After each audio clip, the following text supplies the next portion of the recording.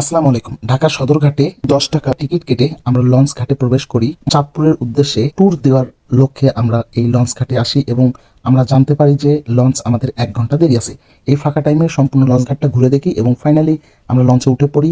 নির্ধারিত টিকিটের দাম অনুসারে আমরা তৃতীয় শ্রেণীর টিকিট 115 টাকা দিয়ে ক্রয় করে আমরা সম্পূর্ণ লঞ্চটা ঘুরতে থাকি এবং এক পর্যায়ে আমরা লঞ্চের ছাদে প্রবেশ করি। ছাদে ওঠার পর এর অবস্থান দেখার পর আমার নিজেকে আর ধরে রাখতে পারতেছিলাম না, এত বেশি ভালো লাগতেছিল। কারণ লঞ্চ যাত্রায় আমি প্রথম একটু পর পর আমরা চারদিক তাকায় দেখতেছিলাম অপরূপ ঢাকার সদরঘাটের দৃশ্যটা এতটা ভালো লেগেছিল যা বলার মতো নয়। ফাইনালি আমরা লঞ্চের সামনের স্থানে চলে আসি এবং সামনের স্থান থেকে লঞ্চ জার্নিটা উপভোগ করতে করতে আমরা চাঁদপুরের কাছাকাছি চলে আসি। গন্তব্যস্থানে নামার পথে টিকিটটি হাতে নিতে হবে। লঞ্চের কখনো টিকিট চেক করবে না, বের হওয়ার পথে আপনার টিকিটটি চেক করে দেখে তারপর